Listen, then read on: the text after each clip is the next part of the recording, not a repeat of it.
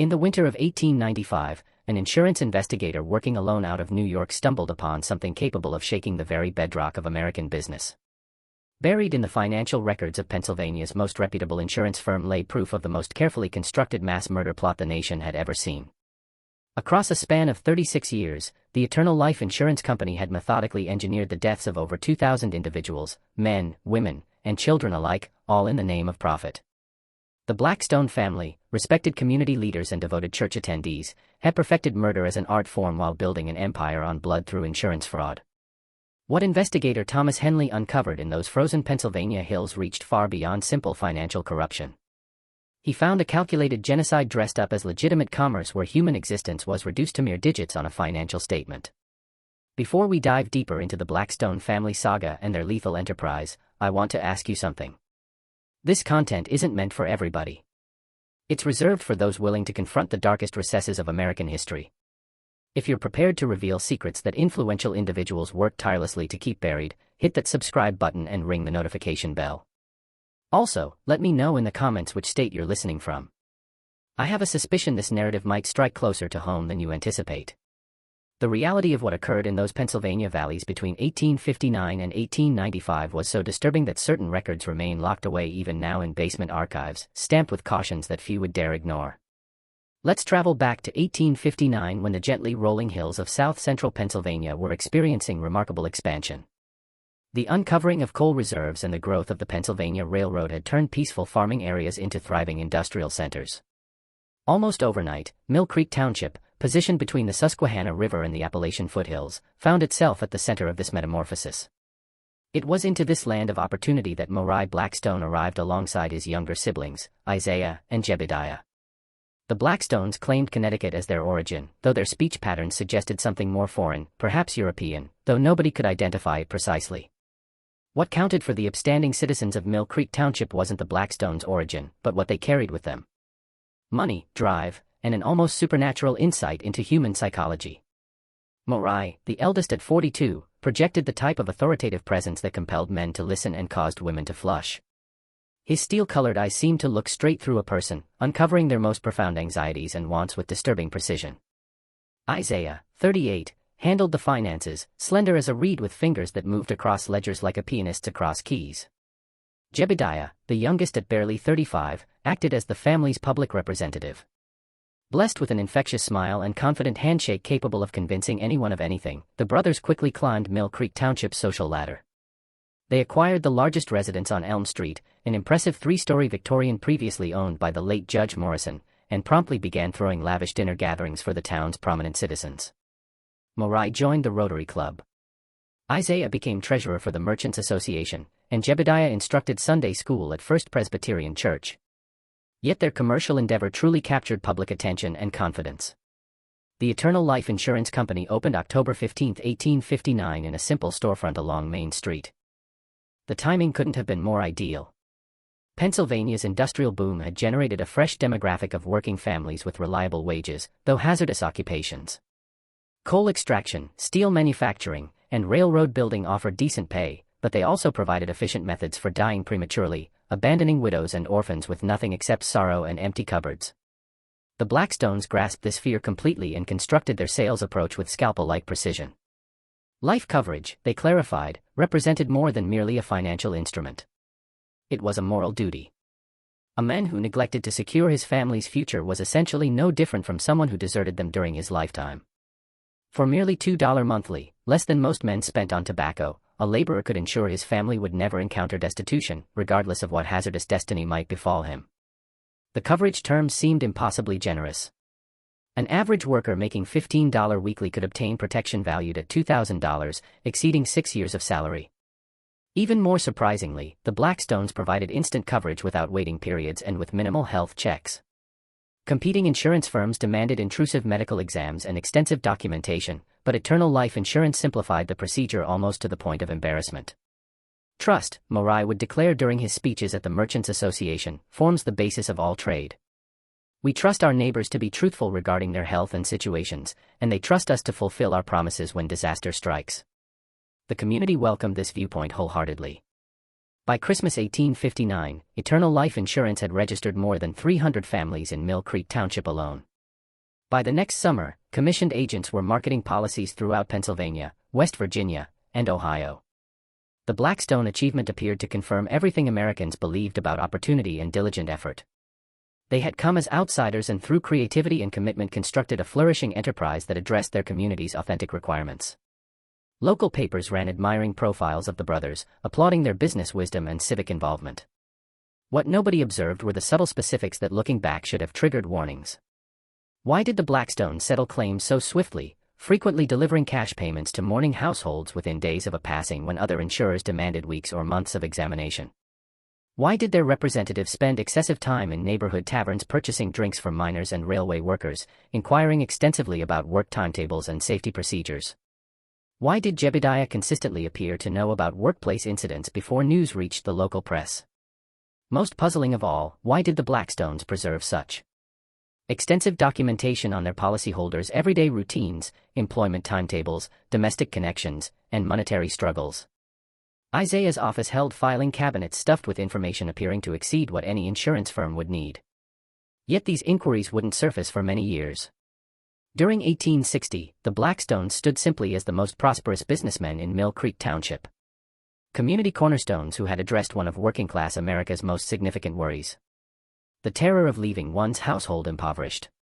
The initial death happened on a harsh February morning in 1861, exactly as the country was splitting over slavery and state sovereignty. February 14, 1861.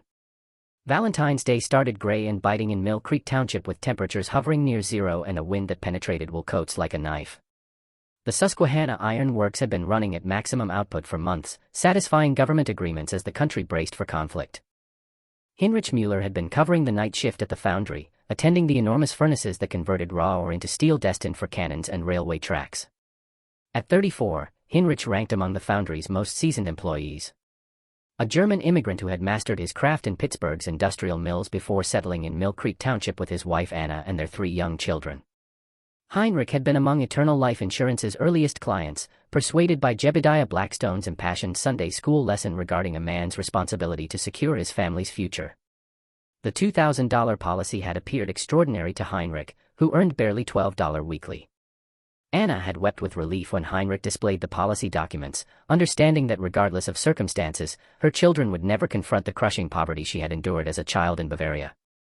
What transpired during the early hours of February 14 would be documented in the county coroner's report as a regrettable workplace accident.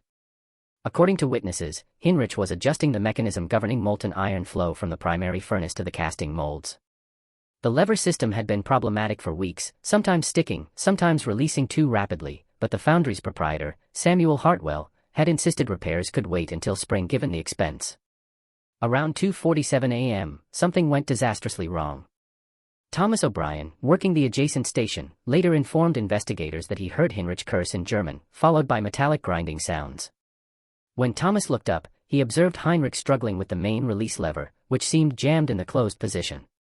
The furnace pressure was rising to hazardous levels.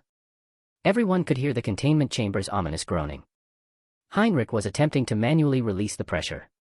Thomas told the coroner. He was pulling on that lever with everything he had, and I could see sweat on his face, even in that cold foundry. Then suddenly, the entire mechanism gave way at once. What followed was a nightmare of superheated metal and human suffering. The release mechanism didn't merely open. It shattered completely, sending a torrent of molten iron cascading across the foundry floor. Heinrich, caught directly in the flow's path, died immediately. However, the molten metal didn't stop with one life. The cascade ignited lumber stored near the furnace, and the resulting fire claimed 2 more workers trapped when a support beam collapsed. 3 men dead, 3 Eternal Life Insurance policies, 3 families that would receive immediate payment from the Blackstone brothers. Yet the details emerging in subsequent days painted a picture simultaneously tragic and strangely convenient. First came the matter of the defective lever mechanism. Samuel Hartwell swore his maintenance foreman, Jacob Walsh, had declared the system safe merely 3 days earlier. However, when investigators attempted to interview Walsh, they discovered he had departed town unexpectedly on February 12, citing a family emergency in Philadelphia. Walsh was never seen in Mill Creek Township again, and letters sent to the Philadelphia address he had provided were returned undeliverable. Second, there was the curious accident timing. The night shift normally had 6 workers, but on February 14, only 4 men were present. 2 had called in sick with influenza, though both were seen in perfect health at McGinty's Tavern later that same evening, buying drinks and celebrating their fortune at avoiding what they called a close call. Third, there was the lumber storage matter. Foundry workers insisted that flammable materials were never stored near the furnaces. It was the most fundamental safety rule in their dangerous profession. Yet on the night of February 14th, a full cord of seasoned oak had been stacked precisely where molten iron would flow if the release mechanism failed catastrophically. Most puzzling of all was the Blackstone brothers' response itself. While bodies were still being pulled from the wreckage, Jebediah Blackstone appeared at the foundry, claiming he had heard the explosion from his home 3 miles away. He immediately took charge of notifying the victims' families, personally escorting Anna Muller, Margaret O'Brien, and Sarah Thompson to identify their husbands' remains. By the time the sun set on February 14th, all 3 widows had been visited by Isaiah Blackstone, who presented them with immediate cash settlements of their full policy amounts. "It's what Heinrich would have wanted," Isaiah told Anna Mueller as he pressed $2,000 in gold coins into her trembling hands. "A quick settlement, so you and the children won't suffer additional hardship during your time of grief." The community was impressed by the Blackstones' compassion and efficiency. Other insurance companies might drag out claims for months, demanding investigations and second opinions, but Eternal Life Insurance treated their policyholders like family. The rapid settlements were seen as evidence of the brothers' Christian values and business integrity. Only one person seemed troubled by the suspicious circumstances surrounding the foundry fire. Dr. Elias Crawford, Mill Creek Township's physician and county coroner, had examined hundreds of industrial accident victims during his 20-year career. He understood the physics of molten metal, the patterns of burn injuries, and the way machinery failed under stress. What he saw in the foundry wreckage didn't match his experience. The lever mechanism, Dr. Crawford noted in his private journal, had failed in a very specific way. The metal showed signs of deliberate weakening, file marks, and chemical etching that suggested someone had systematically compromised the component's structural integrity. The lumber storage was equally suspicious, stacked in a pattern that would create maximum fire spread if ignited. Most troubling were the bodies themselves. Heinrich Mueller's injuries were consistent with direct exposure to molten iron, but the other 2 victims showed signs of smoke inhalation that preceded the burn damage. They had been breathing toxic fumes before the fire reached them, suggesting they had been unconscious or incapacitated when the flames arrived. Dr. Crawford documented his concerns meticulously. But when he attempted to present his findings to the county sheriff, he discovered that the official investigation had already been closed. The case had been classified as an industrial accident caused by equipment failure and worker negligence. No further investigation would be conducted. The speed and finality of that decision struck Dr. Crawford as highly unusual, but he was a medical man, not a detective. He filed his concerns in his personal records and turned his attention to the living. What Dr. Crawford didn't know was that Sheriff Marcus Doherty had received a personal visit from Marai Blackstone on the morning of February 15th.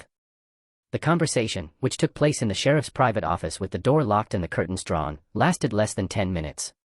When it was over, Sheriff Doherty had a wallet containing $500 in cash, and Marai Blackstone had assurance that the foundry fire would be forgotten as quickly as possible. It was a transaction that would be repeated many times over the following decades, though the amounts would grow considerably larger as the Blackstone family's operations expanded and their appetite for profit became insatiable. The 3 widows from the foundry fire used their insurance money to relocate to distant cities, seeking fresh starts away from the painful memories of Mill Creek Township. Anna Mueller moved to Philadelphia with her children. Margaret O'Brien took her family to Pittsburgh and Sarah Thompson returned to her relatives in Ohio. None of them would live to see Christmas. The deaths of the 3 foundry widows would have raised immediate suspicions if they had occurred in Mill Creek Township, but scattered across 3 different states, they appeared to be nothing more than cruel coincidences in lives already marked by tragedy. Anna Mueller was found dead in her Philadelphia boarding house on September 3, 1861. The landlord discovered her body after other tenants complained about a terrible smell emanating from her room. The city coroner determined that Anna had died from accidental poisoning, apparently consuming a bottle of patent medicine that contained lethal amounts of mercury. Her 3 children, ages 6, 8, and 11, were found in their beds, victims of what appeared to be the same tragic mistake. Margaret O'Brien's death in Pittsburgh was attributed to a gas leak in the modest house she had purchased with her husband's insurance money. She and her 2 young sons were discovered by neighbors after failing to appear at Sunday services. The Pittsburgh police report noted that the gas valve in the kitchen had been left open, apparently by accident, filling the house with deadly fumes while the family slept. Sarah Thompson lasted longest, surviving until November before succumbing to what Cleveland physicians diagnosed as consumption, tuberculosis that had apparently progressed with unusual speed and virulence. Her 4 children died within days of their mother, victims of the same disease. 13 people dead. 13 lives that had been protected by eternal life insurance policies, then extinguished within months of receiving their settlements.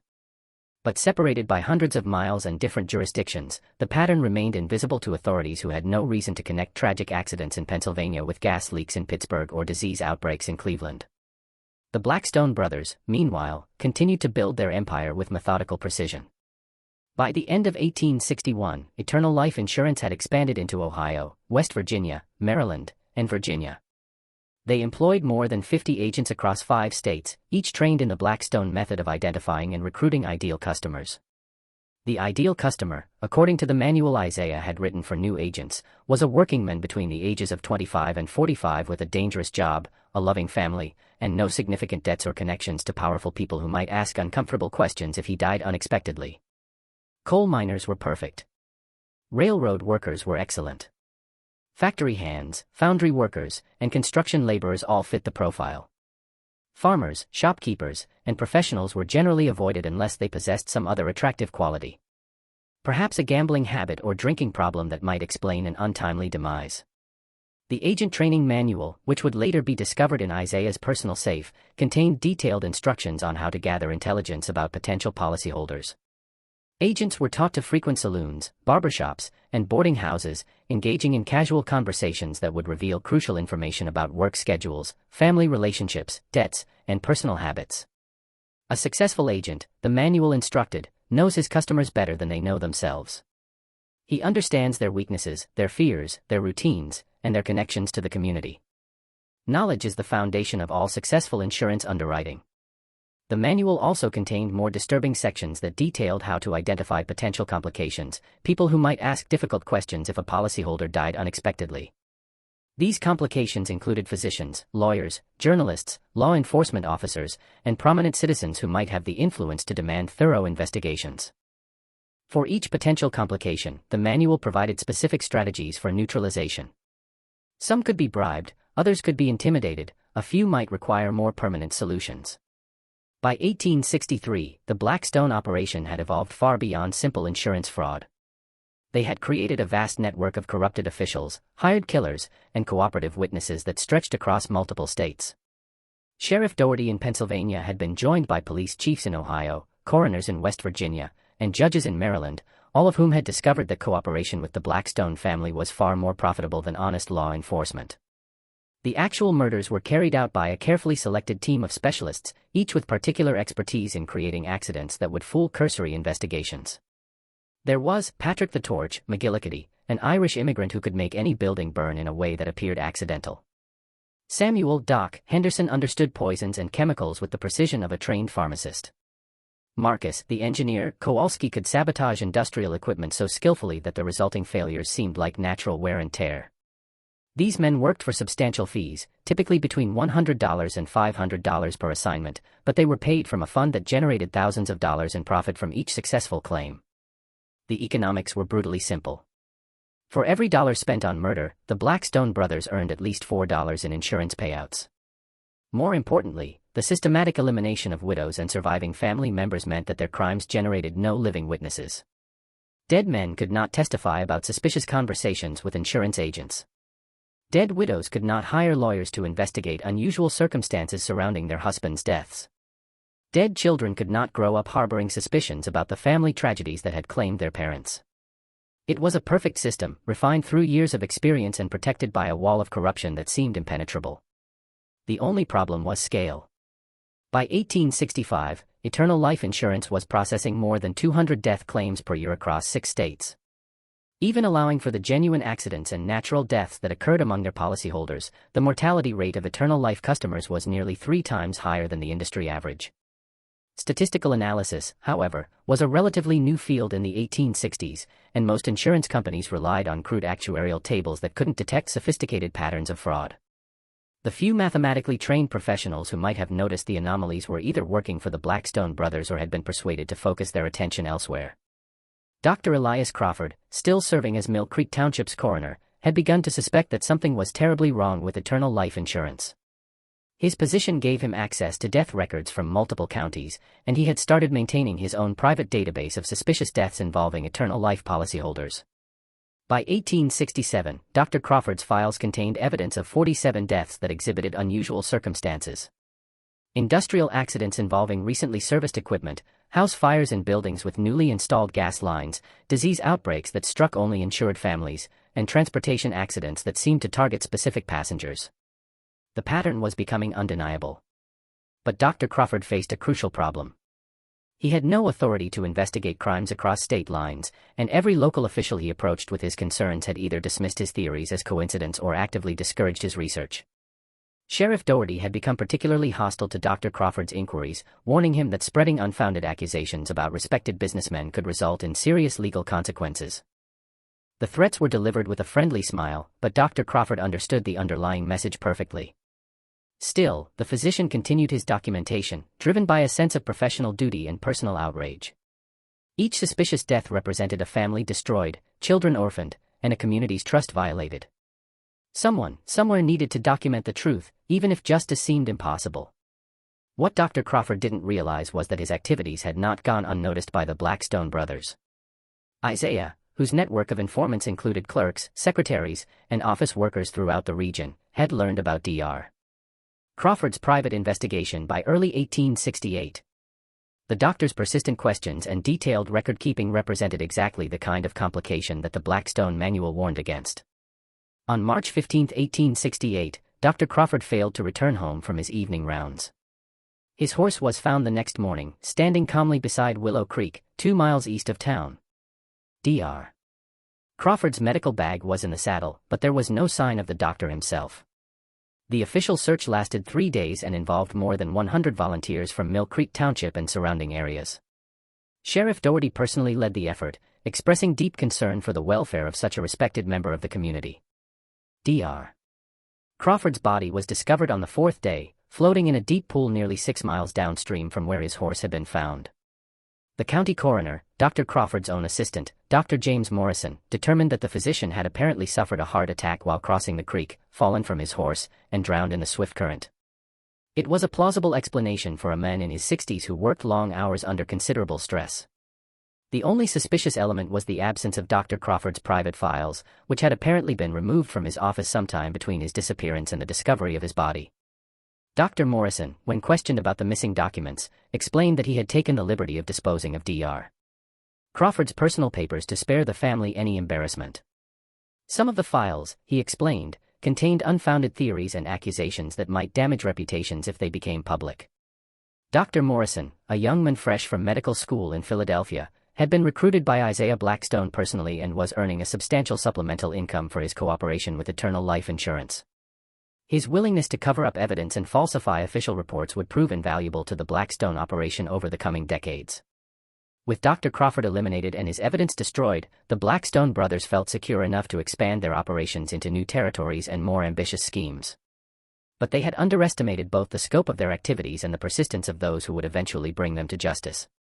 The year 1870 marked a turning point in the Blackstone operation, though it would be decades before anyone understood the significance of the changes that began to unfold in that pivotal year. The catalyst was an unexpected opportunity that arose from America's continued industrial expansion and the massive immigration waves that followed the Civil War. Hundreds of thousands of European immigrants were pouring into Pennsylvania, Ohio, and West Virginia, seeking work in the coal mines, steel mills, and railroad construction projects that were transforming the American landscape. These immigrants represented the ideal customer base for Eternal Life Insurance, men with dangerous jobs, limited English, few social connections, and desperate needs to provide security for their families. More importantly, they came from countries where official records were spotty or non-existent, making it almost impossible for American authorities to verify their backgrounds or track their relatives. Moriah Blackstone recognized the potential immediately. During a family meeting in the spring of 1870, he outlined a new phase of their operation that would dwarf everything they had accomplished previously. "Gentlemen," he told his brothers in the privacy of their Elm Street mansion, "we have been thinking too small.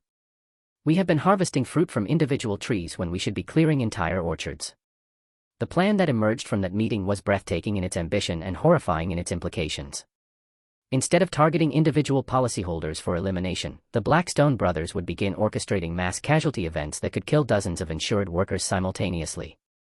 Industrial disasters, transportation accidents, and building collapses could generate enormous insurance payouts while appearing to be tragic but explicable accidents. The key was careful planning and precise execution. They would need to identify locations where large numbers of their policyholders worked or gathered, then engineer disasters that would appear completely natural while maximizing casualties among insured individuals. Their first target was the Morgantown coal mine in West Virginia, where more than 60 eternal life policyholders were employed in various capacities. The mine was owned by Harrison Industries, a company that had been cutting costs aggressively to maximize profits during the post-war economic boom. Marcus, the engineer, Kowalski spent 3 months studying the Morgantown operation, posing as a safety inspector and equipment maintenance specialist. His analysis revealed that the mine's ventilation system was woefully inadequate and that dangerous levels of methane gas were accumulating in several deep shafts. On October 12, 1870, an explosion ripped through the Morgantown mine at 2:17 p.m. during the peak of the afternoon shift. The blast, attributed to methane ignition caused by a spark from mining equipment, killed 47 workers instantly and trapped another dozen in collapsed tunnels. Only 8 men survived, and 3 of those died from their injuries within days. 56 men dead. 38 eternal life insurance policies. More than $76,000 in claim payments. The investigation into the Morgantown disaster was handled by state officials who had no reason to suspect anything beyond criminal negligence by Harrison Industries. The company was fined heavily and faced numerous civil lawsuits, but the explosion itself was classified as an industrial accident caused by inadequate safety measures and poor ventilation design. What investigators didn't discover was that Marcus Kowalski had made subtle modifications to the mine's ventilation system 3 weeks before the explosion, changes that ensured methane would accumulate to explosive levels in precisely the areas where the largest concentrations of eternal life policyholders were working. The success of the Morgantown operation convinced the Blackstone brothers that mass casualty events were the future of their enterprise. Over the following 5 years, they orchestrated 8 major disasters across 4 states, claiming more than 300 lives and generating insurance payouts exceeding $400,000. There was the collapse of the Riverside Bridge outside Pittsburgh in 1872, which killed 23 workers during construction, 19 of whom carried eternal life policies. The official investigation blamed faulty design and substandard materials, never discovering that key support beams had been deliberately weakened with acid compounds. The Great Fire of Cumberland, Maryland, in 1874 consumed 6 city blocks and claimed 41 lives, including 32 eternal life policyholders who had been attending a company-sponsored social event at the Merchants Hall. Patrick the Torch McGillicuddy had spent weeks preparing for that fire, strategically placing accelerants and blocking fire exits to ensure maximum casualties among the target population. The sinking of the steamboat Catherine and on the Ohio River in 1875 was perhaps their most audacious operation. The boat, carrying immigrant workers to coal mines in southern Ohio, went down in calm weather with the loss of 67 passengers and crew. 43 of the victims carried eternal life policies that had been sold to them just days before their departure by agents working the immigrant docks in Pittsburgh. Each disaster was investigated by local authorities who lacked the resources, expertise, or motivation to detect sophisticated sabotage. The Blackstone brothers had become masters at exploiting the jurisdictional limitations and communication failures of 19th-century law enforcement. More importantly, they had developed an increasingly sophisticated network of corruption that extended far beyond small-town sheriffs and country coroners. State legislators, federal judges, railroad executives, mine owners, and shipping company officials had all been recruited or compromised, creating a web of protection that seemed impenetrable. By 1875, the Eternal Life Insurance Company was one of the largest insurance providers in the eastern United States, with more than 15,000 active policies and annual revenues exceeding $2 million. The Blackstone brothers had become wealthy and respected members of society, known for their charitable contributions and civic involvement. Morai served on the boards of 3 banks and had been appointed to a state commission studying industrial safety regulations. Isaiah was treasurer of the American Insurance Association and a frequent speaker at business conferences. Jebediah had been elected to the Pennsylvania state legislature and was being mentioned as a potential candidate for Congress. Their success seemed to validate everything America believed about free enterprise and individual achievement. They were living proof that immigrants and outsiders could achieve extraordinary success through hard work, innovation, and dedication to serving their customers' needs. But success on such a massive scale inevitably attracted attention from people with the skills and resources to recognize patterns that local authorities had missed. Thomas Henley had spent 15 years investigating insurance fraud for Lloyd's of London before accepting a position with the New York Insurance Commission in 1873. His job was to analyze industry statistics and identify companies that posed regulatory risks to the rapidly expanding American insurance market. Henley was a meticulous researcher with advanced training in mathematics and statistics, rare qualifications in an era when most insurance investigations relied on intuition and basic record keeping. His analytical methods had exposed several major fraud schemes in New York and Massachusetts, saving insurance companies hundreds of thousands of dollars and sending dozens of criminals to prison. In late 1875, Henley began noticing statistical anomalies in the mortality data reported by companies operating across multiple states. Most insurance companies showed mortality rates that varied predictably based on their customer demographics and geographic coverage areas. Companies that insured primarily urban professionals had low death rates, while those serving industrial workers experienced higher claims, but within expected parameters. Eternal life insurance was different. Their mortality rates were not only higher than industry averages, but they fluctuated in ways that seemed to correlate with specific dates and locations rather than seasonal patterns or demographic trends. More puzzling, their death claims clustered around major industrial accidents and transportation disasters at statistically impossible rates. Henley spent months analyzing the data, cross-referencing newspaper reports of major accidents with Eternal Life's claim payments. What he discovered was so disturbing that he initially questioned his own calculations. Of the 8 major industrial disasters that had occurred in Pennsylvania, Ohio, West Virginia, and Maryland between 1870 and 1875, Eternal Life policyholders accounted for an average of 68% of the fatalities, despite representing less than 15% of the workforce in those regions. The probability of such consistent overrepresentation occurring by chance was less than 1 in 50,000. But statistical correlation, however compelling, was not legal evidence. Henley needed proof of deliberate wrongdoing, and that would require investigating the Blackstone brothers directly. What Thomas Henley didn't realize was that his inquiries had already been detected by Isaiah's network of informants within the insurance industry. By the time Henley began his investigation in earnest, the Blackstone brothers were already planning to eliminate this new threat to their empire. The winter of 1876 would bring the most dangerous challenge the Blackstone family had ever faced, and their response would reveal the true depths of their criminal organization. Thomas Henley was not a man easily intimidated. During his years investigating fraud for Lloyd's of London, he had faced threats from some of Europe's most dangerous criminals, survived an assassination attempt in Naples, and watched corrupt officials try to destroy his career when his investigations threatened powerful interests. But as he delved deeper into the activities of Eternal Life Insurance, Henley began to realize he was confronting something far more sophisticated and deadly than anything he had encountered before. The breakthrough came in February 1876 when Henley discovered a connection that had been hidden in plain sight. While reviewing shipping manifests from the Catherine and disaster, Henley noticed that 43 of the 67 passengers had purchased their insurance policies from the same agent, a man named Sean Murphy, who worked the immigrant docks in Pittsburgh. Murphy, according to his employment records, had been working for Eternal Life for less than 3 months, but had already sold more than 200 policies to recent immigrants. Henley traveled to Pittsburgh to interview Murphy, only to discover that the man had disappeared 2 weeks after the Catherine and sinking, abandoning his boarding house room and leaving no forwarding address. The landlord mentioned that Murphy had left suddenly after receiving a visit from well-dressed gentlemen in an expensive carriage. More interesting was what Murphy had left behind, a trunk containing detailed records of his sales activities, including personal information about his customers that went far beyond standard insurance applications. Murphy had documented their work schedules, travel plans, family relationships, and financial circumstances with the thoroughness of a police investigator. Hidden in the bottom of the trunk, wrapped in oiled cloth, Henley found something even more significant: correspondence between Murphy and his supervisors at Eternal Life, including coded telegrams that seemed to discuss special arrangements and elimination schedules.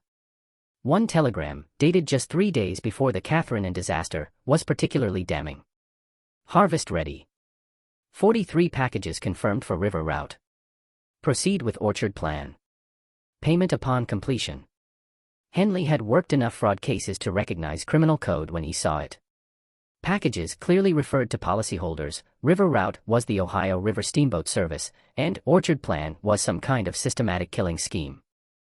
But he needed more evidence, and he needed to understand the full scope of the Blackstone operation. Henley spent the next 6 months conducting the most thorough investigation of his career. He traveled to dozens of cities across 6 states, interviewing survivors of industrial accidents, family members of disaster victims, and officials who had investigated suspicious deaths. He examined coroner reports, police files, insurance claims, and newspaper accounts, building a comprehensive picture of 30 years of systematic murder. What emerged was a criminal enterprise of staggering proportions. The Blackstone brothers had not simply been killing individual policyholders. They had been engineering mass casualty events designed to maximize insurance payouts while maintaining plausible deniability. They had corrupted officials at every level of government, from small-town sheriffs to federal judges. They had created a network of professional killers, saboteurs, and false witnesses that operated across multiple states with military precision. Most horrifying of all, they had been eliminating entire families to prevent witnesses and reduce future complications. Henley's research suggested that more than 3,000 people had died as a direct result of Blackstone family activities, including hundreds of women and children who had posed no threat beyond their connection to insured workers. By August 1876, Henley had assembled enough evidence to support criminal charges against the Blackstone brothers that could send them to the gallows. But he also understood that his investigation had made him a marked man. The first warning came in the form of a fire that consumed his hotel room in Cleveland while he was interviewing witnesses to the Riverside Bridge collapse. Henley had been staying at the Imperial Hotel for 3 days, and the fire occurred on his final night, conveniently starting in his room while he was having dinner downstairs. The hotel manager apologized profusely, explaining that a gas lamp had apparently malfunctioned, but Henley noticed that only his room had been affected and that his investigative files had been thoroughly searched before the fire started. The second warning was more direct. A man approached Henley outside the Pittsburgh courthouse where he had been examining records related to the Catherine and disaster. The stranger, well-dressed and soft-spoken, politely suggested that Henley might want to consider accepting a generous consulting position with a railroad company in California, a position that would require him to relocate immediately and indefinitely. Mr. Henley, the man said with a smile that never reached his eyes, some investigations can be very dangerous to one's health. Perhaps it would be wise to pursue opportunities in a more hospitable climate. Henley declined the offer. The third warning came in the form of a telegram delivered to his hotel in Wheeling, West Virginia. Your wife Margaret sends her regards from New York. She hopes you will conclude your business quickly and return home safely. Some neighborhoods can be very dangerous for ladies traveling alone. Henley's blood ran cold. Margaret was supposed to be visiting her sister in Boston, not traveling anywhere near New York. The message was clear. The Blackstone brothers knew where his wife was, and they were prepared to harm her if he continued his investigation. But Thomas Henley had not survived 15 years of investigating dangerous criminals by backing down when threatened. Instead of retreating, he accelerated his timeline and began preparing for the most dangerous phase of his investigation, direct confrontation with the Blackstone brothers themselves. Henley arranged to meet with federal prosecutors in Washington, D.C., presenting his evidence to Assistant Attorney General William Morrison in September 1876. Morrison, a veteran prosecutor who had handled complex fraud cases during the post-Civil War Reconstruction, was initially skeptical of Henley's claims. The scope of the alleged conspiracy seemed almost impossible to believe. Mr. Henley, Morrison said after reviewing the files, you're asking me to believe that 3 businessmen have orchestrated the murders of thousands of people across multiple states over a period of nearly 20 years, all while maintaining the appearance of respected citizens and successful entrepreneurs. Do you understand how extraordinary these allegations are? I understand perfectly, sir, Henley replied. But I also understand that extraordinary crimes require extraordinary evidence, and that's exactly what I'm providing. Morrison spent 2 weeks reviewing Henley's documentation with a team of federal investigators. The evidence was compelling but circumstantial, statistical patterns, suspicious coincidences, and coded communications that suggested criminal activity but would be difficult to prove in court. We need more, Morrison concluded. We need direct evidence of criminal planning, documentary proof of the conspiracy, or testimony from someone inside the organization. What you've assembled here is enough to justify an investigation, but not enough to secure convictions. Henley had anticipated this response. Give me 2 more months, he said. I believe I can get what we need. What Henley planned was the most dangerous gambit of his career. He would attempt to infiltrate the Blackstone organization by posing as a corrupt official seeking to join their network. Using forged credentials and a carefully constructed false identity, Henley approached Sheriff Doherty in Mill Creek Township, claiming to be a federal court clerk who could provide advanced warning of any government investigations into insurance fraud. He offered to sell information about pending federal cases in exchange for a substantial fee and potential partnership opportunities. Sheriff Doherty, who had been taking Blackstone money for more than 15 years, was intrigued but cautious. He arranged a meeting between Henley and Isaiah Blackstone, who would determine whether this potential new recruit was genuine or dangerous. The meeting took place on October 23, 1876, in the back room of McGinty's Tavern in Mill Creek Township. Isaiah Blackstone arrived with 2 bodyguards.